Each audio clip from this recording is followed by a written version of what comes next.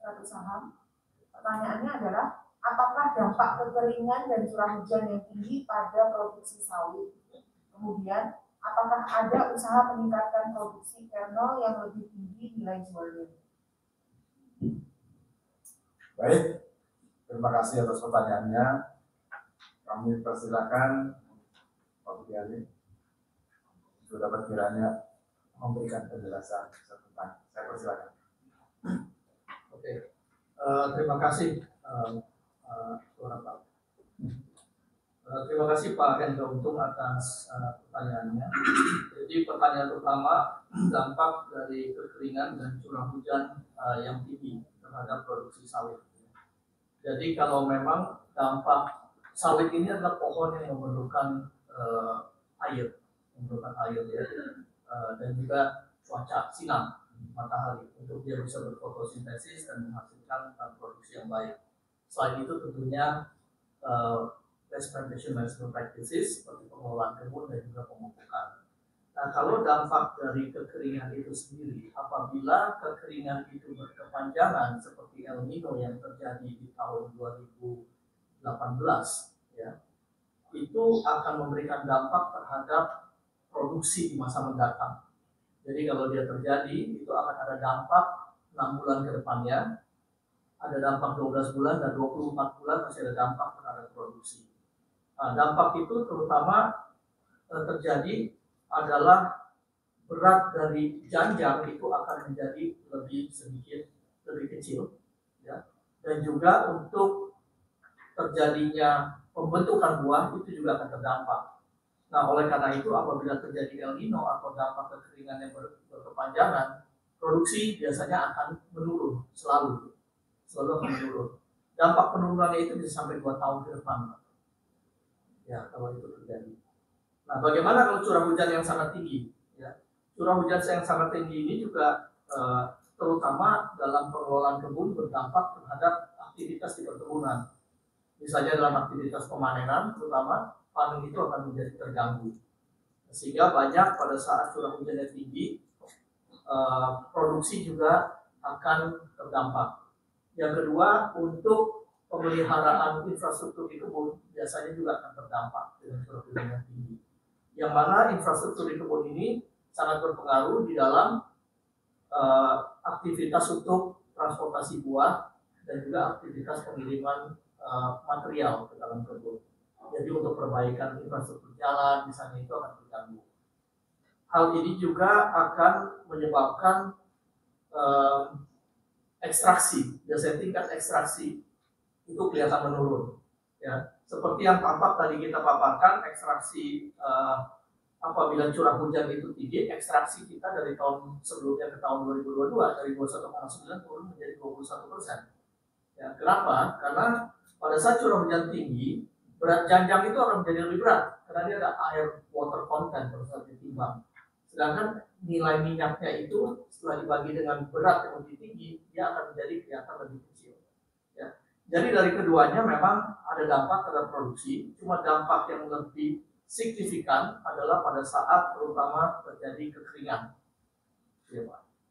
Nah, kedua, apakah ada keinginan kita untuk meningkatkan PK palm kernel yang nilai jualnya tinggi?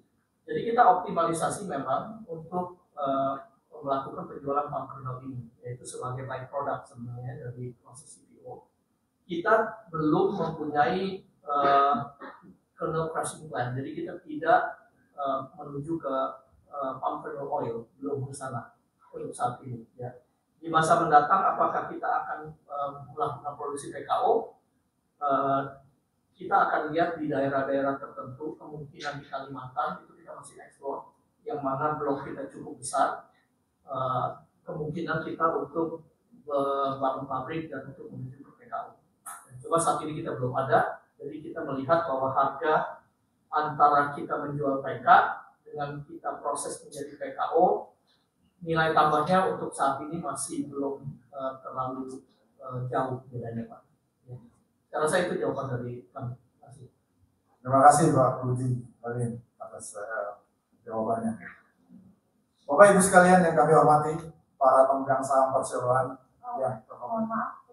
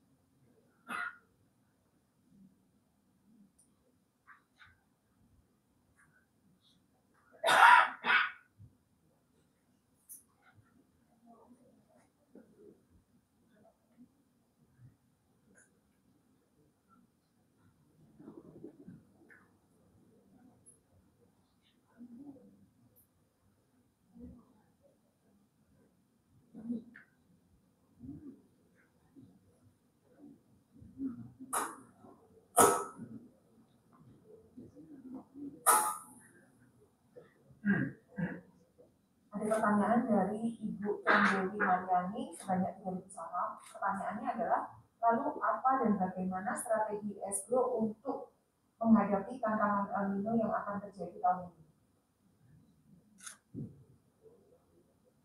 Baik, kami kira ini pertanyaan terakhir untuk sesi ini. Ibu Mariani mempertanyakan lalu bagaimana menghadapi El Nino.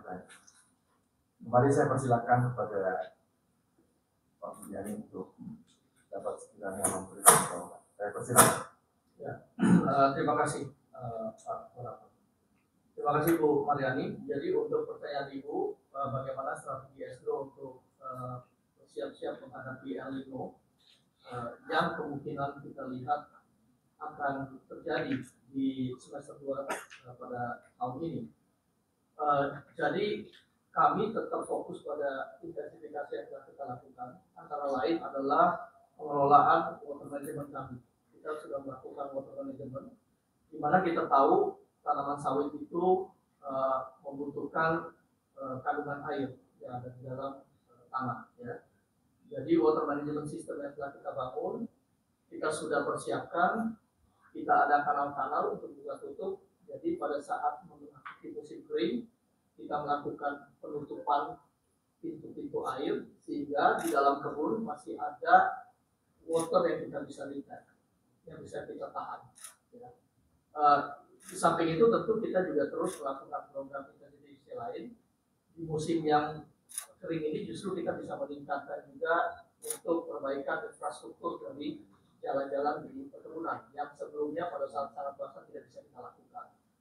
Dan yang terakhir tentunya kami memastikan kesiapan dari SDM dan sarana dan prasarana kami untuk selalu siaga selama memasuki masa El Nino ke depan.